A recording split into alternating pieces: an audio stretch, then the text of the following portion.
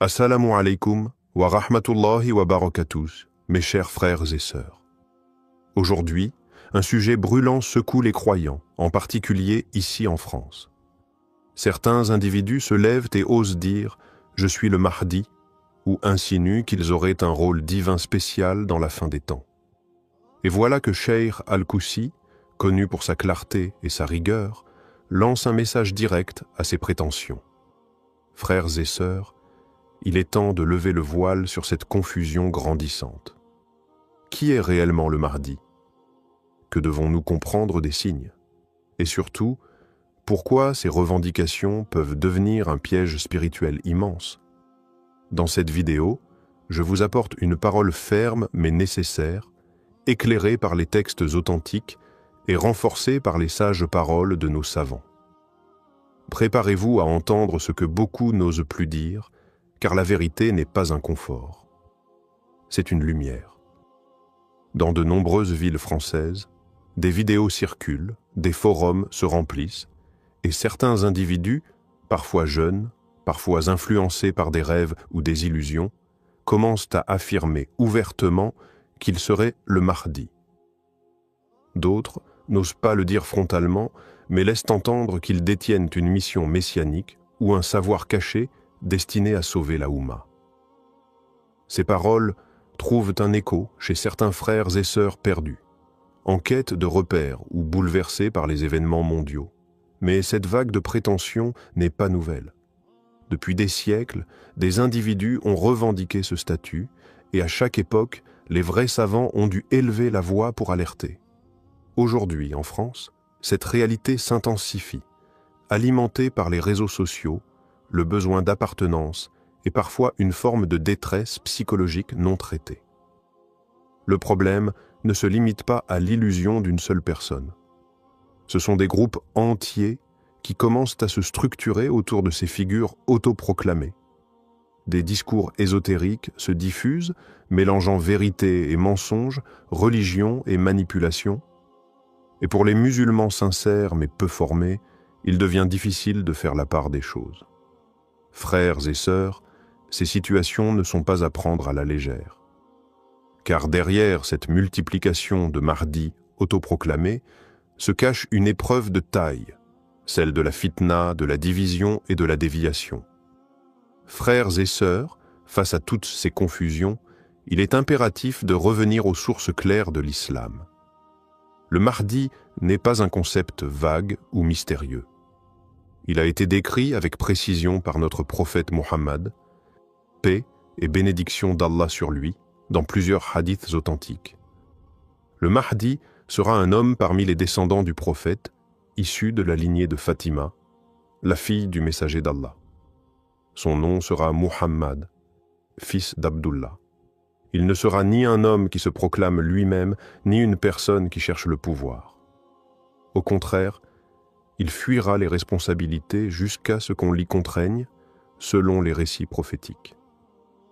Il viendra à une époque de troubles profonds, de guerre et d'oppression.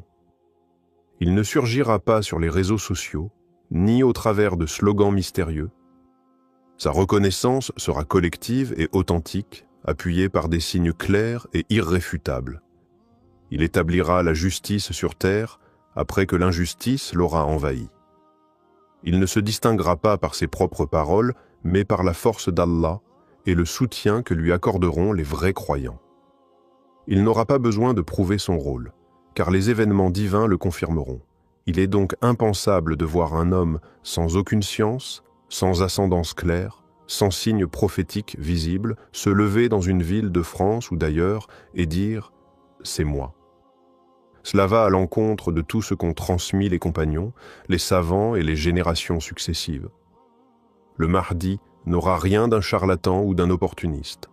Il sera un serviteur humble, un chef guidé, reconnu par les pieux et soutenu par le décret d'Allah, non par ses propres affirmations. Le Cheikh Al-Koussi, connu pour sa franchise et son engagement envers la vérité, a récemment pris la parole avec une fermeté remarquable. Face à la multiplication de discours ésotériques et de prétentions autour du Mahdi, il a lancé un message direct, sans ambiguïté. Le Mahdi n'est pas toi. Cette phrase, courte mais puissante, s'adresse à tous ceux qui, de près ou de loin, nourrissent montreux l'idée qu'il pourrait être ce personnage attendu. Ce message est aussi une piqûre de rappel à toute la communauté. Le Mahdi n'est pas un rôle que l'on s'attribue. C'est un décret divin, une mission lourde confiée par Allah, et non un rêve de grandeur spirituelle ou une fuite des responsabilités humaines. Le cheikh a mis en garde contre ces prétentions dangereuses qui, sous des apparences de piété ou de révélation personnelle, conduisent à la division, à l'orgueil spirituel, voire à la perte totale. Il a rappelé que les signes de la fin des temps doivent être pris avec sérieux, prudence et humilité. Ce n'est pas un jeu d'interprétation personnelle, ni une compétition entre celui qui aurait reçu un rêve, une vision ou une intuition particulière.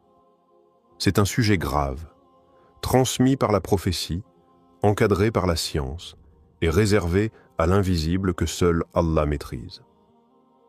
Dans ses paroles, Cheikh Al-Koussi s'adresse aussi aux jeunes musulmans de France, souvent pris entre un système oppressant et un besoin profond de sens.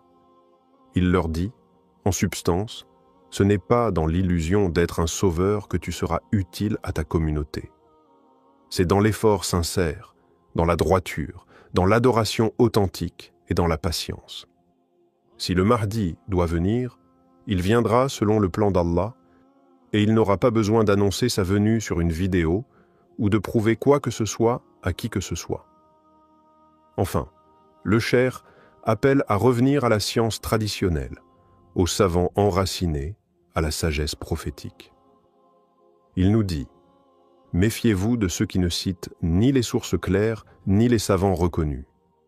Car lorsqu'on délaisse la lumière de la science, on devient la proie de ses propres illusions. Et parfois, la pire illusion, c'est celle de se croire élu, alors qu'on n'est même pas guidé. Lorsqu'un individu prétend être le Mahdi, il ne crée pas simplement un malaise passager. Il déclenche une chaîne de conséquences spirituelles, sociales et mentales qui peuvent profondément affecter la communauté musulmane. Le premier danger est la confusion. Des frères et sœurs sincères, mais peu instruits, peuvent être trompés par des discours chargés d'émotions, des références manipulées ou des récits flous. Ils voient dans ces personnages une lumière, une solution ou même une mission, et ils s'engagent, pensant servir Allah, alors qu'ils sont en train de s'éloigner des bases mêmes de la foi authentique. Le deuxième danger est la division. Une communauté faible en science, déjà éprouvée par les difficultés sociales et politiques, devient vulnérable à la fitna. Des groupes se forment autour de ces prétendus guides, des tensions émergent entre les croyants, et au lieu de s'unir autour du Coran, de la Sunna et des savants, certains se rassemblent autour d'un homme, d'un récit ou d'une prétendue mission céleste. Ce schisme affaiblit la Oumma, il détourne l'énergie collective vers des luttes internes et il écarte les musulmans des vrais combats, la réforme de soi, l'éducation, la solidarité et la darwa. Le troisième danger est plus subtil mais tout aussi grave, la perte de repères. Lorsqu'on voit des gens se proclamer Mahdi et qu'aucun savant ne valide leurs propos, cela crée une perte de confiance dans la structure spirituelle de l'islam. Certains jeunes en viennent à rejeter les institutions religieuses, à mépriser les savants, à croire qu'ils doivent eux-mêmes recevoir leur propre révélation. Cela mène à une forme d'anarchie spirituelle où chacun devient son propre prophète, son propre mufti, son propre sauveur. C'est exactement ce contre quoi le prophète nous a mis en garde. Des temps de confusion où le menteur sera cru et où le véridique sera accusé. Frères et sœurs, ne laissons pas les illusions d'un homme diviser ce qu'Allah a ordonné d'unir. Le vrai Mahdi ne semera jamais la fitna. Il sera unificateur, humble et guidé par la lumière divine, pas par l'ego. Face à ces prétentions et à la confusion qui règne autour du personnage du Mahdi, il est essentiel de savoir comment réagir et cela passe par un retour à la base de notre foi. Le croyant doit se recentrer sur les enseignements clairs du Coran et de la Sunna. La première attitude à adopter est la prudence. Il ne faut jamais se laisser emporter par les apparences, par des discours séduisants ou des prétentions mystiques. Le Mahdi viendra lorsque les signes annoncés par le prophète se seront manifestés, mais il ne viendra pas en se proclamant à l'avance. Aucune révélation personnelle, aucun rêve, aucun charlatan ne peut changer ce que le prophète a déjà décrit.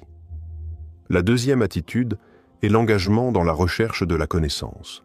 Chaque musulman doit se consacrer à l'étude sérieuse de la science islamique, comprendre le Coran, étudier les hadiths authentiques, apprendre les fondements de notre foi auprès des savants légitimes. Ne laissons pas l'ignorance nous guider vers des chemins erronés. Le prophète, paix et bénédiction d'Allah sur lui, a dit « L'ignorance est la plus grande ennemie de l'homme. » En renforçant notre compréhension de l'islam, nous pouvons discerner la vérité du faux et éviter de tomber dans le piège de ceux qui cherchent à nous égarer. Ensuite, il est impératif de se concentrer sur l'unité de la Oumma. Les divisions créées par ces fausses annonces ne doivent pas nous faire oublier notre véritable mission, l'adoration d'Allah, la propagation de la vérité et l'aide aux autres. Nous devons rester unis dans notre amour pour le prophète et dans notre foi en la justice divine. Le Mahdi viendra dans un moment où les musulmans auront besoin de se rassembler, pas de se diviser davantage. Il est donc crucial de bâtir une communauté forte fondée sur la science, la compréhension mutuelle et la solidarité. Enfin, soyons conscients que l'attente du Mahdi ne doit pas nous rendre passifs. Si certains se concentrent sur des fausses proclamations, le croyant averti ne doit pas se détourner de l'action. Nous devons continuer à œuvrer pour la justice, lutter contre l'injustice, renforcer notre foi et préparer nos cœurs à la venue de ce jour béni. Car même si le Mahdi doit apparaître, il nous appartient de préparer la voie pour sa venue par notre propre engagement spirituel et nos actions concrètes. Frères et sœurs, à travers tout ce que nous avons abordé aujourd'hui, il est clair que la question du Mahdi n'est pas à prendre à la légère. Comme l'a souligné Cheikh Al-Koussi, le Mahdi viendra, mais il n'est pas celui que certains prétendent être. Nous devons être vigilants face à ceux qui cherchent à semer la confusion et à tromper les musulmans en prétendant détenir la vérité sur la fin des temps. Mais il est aussi essentiel de se rappeler que la véritable préparation ne réside pas dans la spéculation ou l'illusion, mais dans une vie d'adoration sincère et de respect des enseignements authentiques de l'islam. Notre foi en Allah et notre patience sont des clés essentielles pour surmonter les épreuves qui précéderont l'apparition du Mahdi. Ces épreuves ne sont pas une raison de nous détourner de notre engagement spirituel, mais au contraire, un moyen de renforcer notre foi et notre résilience. Nous devons rester ancrés dans la vérité, chercher la science, prier avec dévotion et être prêts à accueillir la venue de notre bien-aimé Mahdi lorsque le moment sera venu selon le plan parfait d'Allah. Rappelons-nous également qu'Allah, dans sa sagesse infinie, connaît le meilleur moment pour faire apparaître le Mahdi. Ce n'est pas à nous de prédire, mais à nous de nous préparer. Préparer notre cœur, renforcer notre piété et purifier nos intentions, que nos actions quotidiennes reflètent les enseignements du prophète, que nous vivions dans la sincérité, l'humilité et la patience, et que nous ne nous laissions pas détourner par des illusions. Frères et sœurs, l'important n'est pas de chercher à savoir quand le Mahdi viendra, mais de savoir comment nous vivons en attendant ce jour. Préparons-nous en renforçant nos liens avec Allah, en étant des exemples de bonté et de justice, et en nous unissant dans la quête de la vérité. Le Mahdi sera un leader divinement guidé, mais il viendra pour unifier, non pour diviser. Soyons unis dans notre foi et notre espoir en la miséricorde d'Allah. Qu'Allah nous protège de l'égarement et nous accorde la sagesse et la patience pour naviguer dans les épreuves de ces temps. Qu'il nous guide vers la vérité, qu'il nous accorde de voir les signes clairement et de rester fermes dans notre foi. Assalamu alaykum wa rahmatullahi wa barakatuh.